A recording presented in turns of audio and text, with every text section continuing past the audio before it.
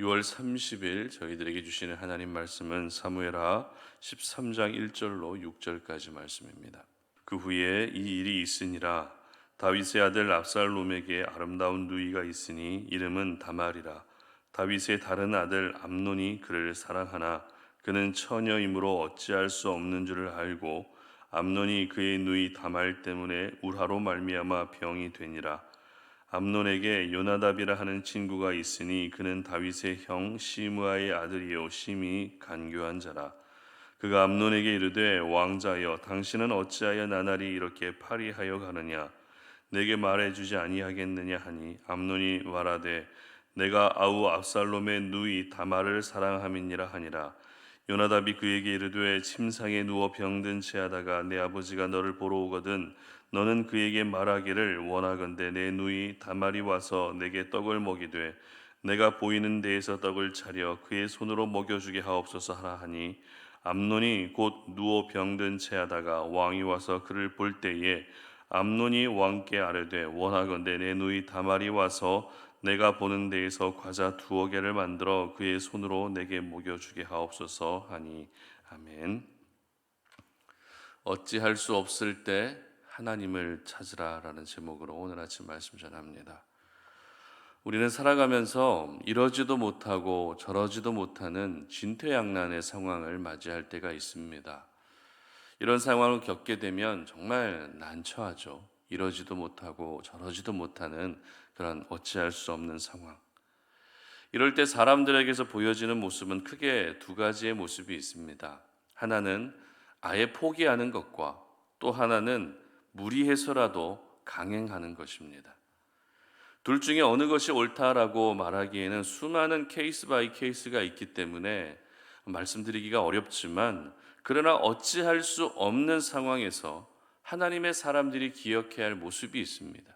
그것은 바로 하나님을 찾아야 한다는 것입니다. 내 힘으로 어찌할 수 없고 지금의 상황에서 어찌할 수 없을 때 아무렇지 않게 그냥 포기하거나 그렇다고 무리하면서까지 강행하기에 앞서서 먼저 하나님을 찾고 하나님께 도움을 구할 수 있어야 한다는 것입니다. 오늘 우리가 살펴볼 사무엘하 13장은 다윗의 집안에 있었던 비극을 기록하고 있습니다. 사무엘하 11장과 12장이 다윗 개인이 지은 죄에 대한 부분을 다루고 있다면 사무엘하 13장은 다윗의 집안, 그러니까 다윗의 자녀들 사이에서 일어난 비극을 기록하고 있습니다. 이미 살펴본 것처럼 다윗에게는 6 아들이 있었습니다. 그리고 후궁들을 통해서도 많은 아들을 두었고요. 또 이미 살펴본 것처럼 밧세바를 통해서 얻은 아들도 있습니다.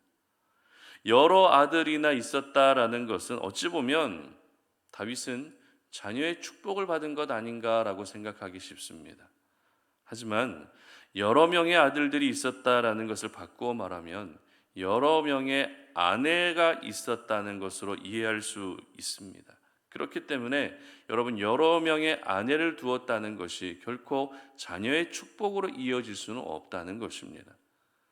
한 어머니에게서 태어난 자녀들 사이에서도 의가 상하고 질투하고 서로 상처를 주는 일들이 일어날 수 있는데 어머니가 달랐다라는 것은 다윗의 아들들 사이가 결코 좋을 수만은 없었다라는 것을 저희들에게 보여주는 것입니다. 아니나 다를까 오늘 본문이 바로 그 자녀들 사이에서 있어서는 안 되는 비극이 시작되고 있다라는 것을 보여주고 있습니다. 그렇다면 이 모든 문제의 시작, 이 모든 비극의 시작인 1절 말씀을 함께 보도록 하겠습니다. 그 후에 이 일이 있으니라. 다윗의 아들 압살롬에게 아름다운 누이가 있으니 이름은 다말이라. 다윗의 다른 아들 암논이 그를 사랑하나. 바로 첫째 아들 암논과 셋째 아들 압살롬 사이에서 일어난 일이었습니다. 문제의 시작이 된 것은 암논이 동생 압살롬의 누이 다말을 사랑하게 됐다는 것입니다. 여러분, 비록 모친이 서로 달라도 아버지는 다 동일합니다. 다윗의 자녀들이라는 것입니다. 그렇기 때문에 암논이 다말을 사랑하는 것은 형제 간에 절대 있어서는 안 되는 일이었죠. 이렇게 다말을 사랑했던 암논에 대해서 성경은 2절에서 이렇게 기록하고 있습니다. 그는 처녀이므로 어찌할 수 없는 줄을 알고 암논이 그의 누이 다말 때문에 울화로 말미암아 병이 되니라. 무슨 말입니까? 사랑하기는 했지만 어찌할 수 없었다는 것입니다.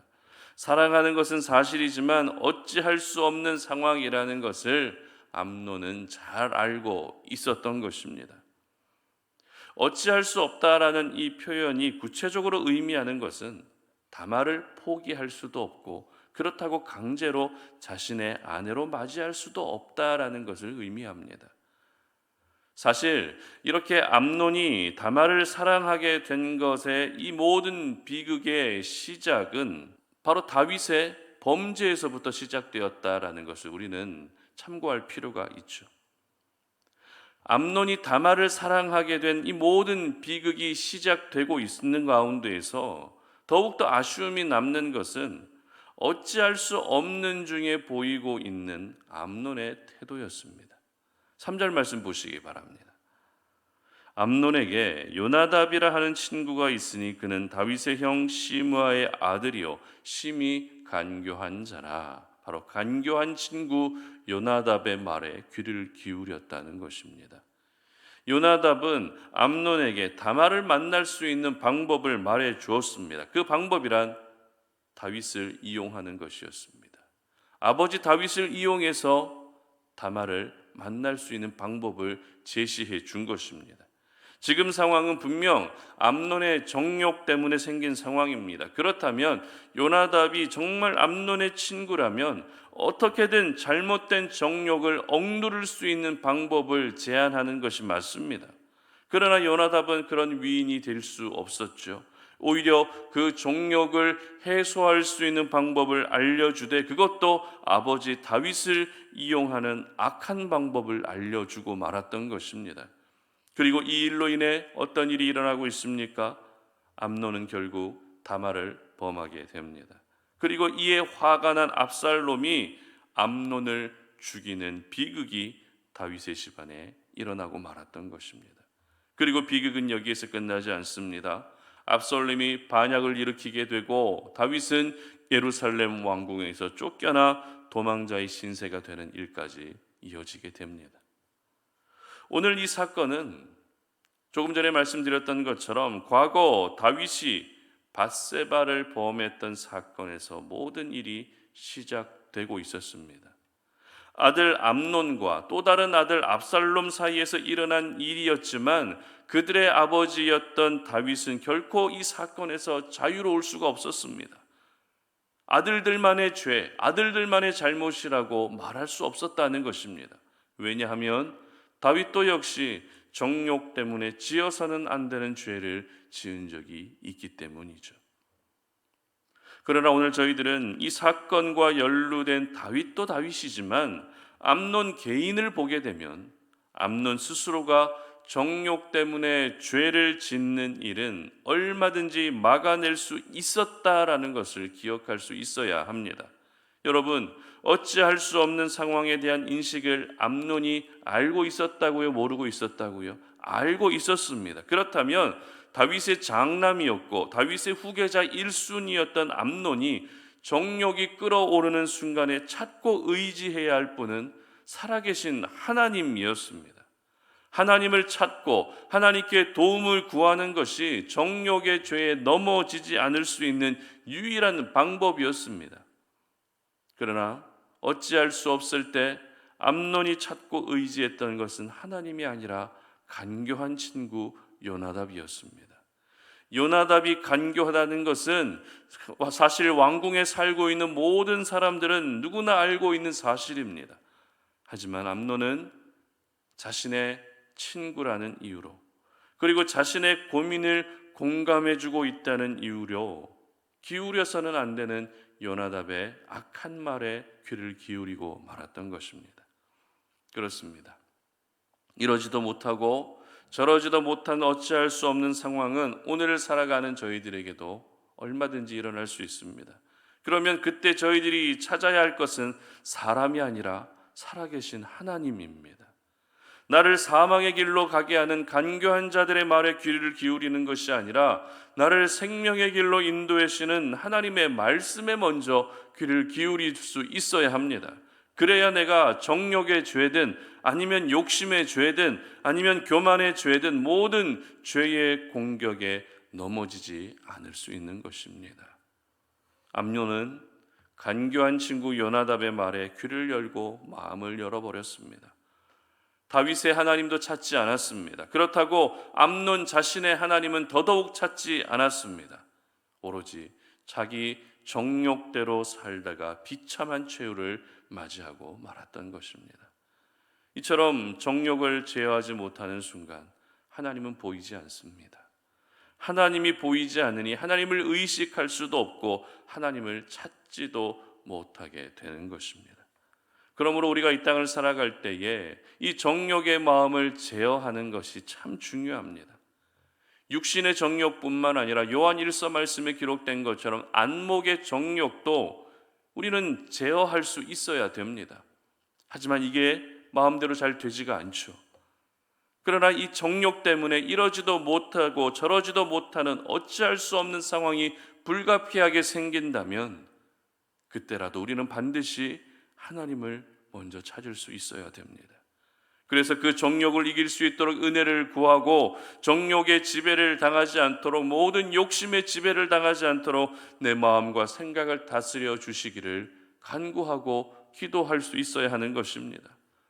암논과 압살롬 사이에 있었던 이 일은 다윗이 밧세바를 범했던 흑역사에 이은 또 하나의 흑역사였습니다. 비록 다윗 자신이 지은 죄는 아니라 할지라도 자녀들이 짓는 죄를 보며 차라리 내가 죄값을 치르는 게 낫겠다라는 생각도 부모로서 했을 것입니다. 저는 우리 성도님들의 가정 안에는 결코 이러한 비극이 일어나지 않았으면 좋겠습니다. 가족들 간의 의가 상하고 마음이 상하고 서로에게 상처를 주는 일은 절대 생기지 않았으면 좋겠습니다. 그리고 특히 여러분들의 자녀들이 이 땅을 살아갈 때에 어찌할 수 없는 상황에서 얘들아 너희들은 반드시 하나님을 찾아야 된다고, 사람들의 말에 먼저 귀를 기울이는 것이 아니라 세상의 소리에 귀를 기울이는 것이 아니라 어찌할 수 없을 때 먼저 무릎 꿇고 하나님께 도움을 구해야 한다라고 여러분들이 가르쳐 줄 수 있었으면 좋겠습니다. 어찌할 수 없을 때 내 감정대로, 내 욕구대로, 내 욕심대로 사는 것이 아니라 하나님의 말씀대로 살 수 있는 여러분의 삶이 되시고 또 여러분의 자녀들이 될 수 있었으면 좋겠습니다. 어찌할 수 없는 상황이라는 것은 하나님만이 그 상황을 돌파할 수 있고 그 상황에서 피해갈 수 있도록 도와주신다는 것을 의미합니다. 그러므로 어찌할 수 없는 상황에서 죄를 범하는 것이 아니라 모든 죄에서 벗어날 수 있는, 모든 죄에서 피해갈 수 있는 저와 여러분들 되시기를 주님의 이름으로 축복합니다. 함께 기도하겠습니다. 하나님 아버지 감사합니다. 오늘도 우리가 이 아침에 주님의 이 제단 위에 올라와서 기도하며 하나님의 은혜를 구하고 우리가 이 땅을 살아갈 때에 어찌할 수 없는 그런 막막하고 답답한 상황에 놓여질 때 하나님 오로지 먼저 하나님을 찾을 수 있는 저희들의 삶이 되기를 간절히 원합니다. 어찌할 수 없을 때 무작정 포기하는 것도 되지 않게 하시고 그렇다고 무작정 강행하는 것도 되지 않게 하시고 어찌할 수 없을 때 먼저 하나님께 도움을 구하며 하나님 내가 지금 어떻게 해야 할 것인지 은혜를 구할 수 있는 저희들 되게 하여 주시옵소서. 사람들의 말에 귀를 기울이기보다 세상의 소리에 귀를 기울이기보다 어찌할 수 없을 때 내 인생을 책임져 주시고 인도해 주실 수 있는 분은 하나님밖에 없다는 사실을 기억하며 하나님을 찾고 하나님의 말씀에 먼저 귀를 기울일 수 있는 우리 성도님들 되게 하여 주시옵소서. 감사드리며 예수님의 이름으로 기도드립니다. 아멘.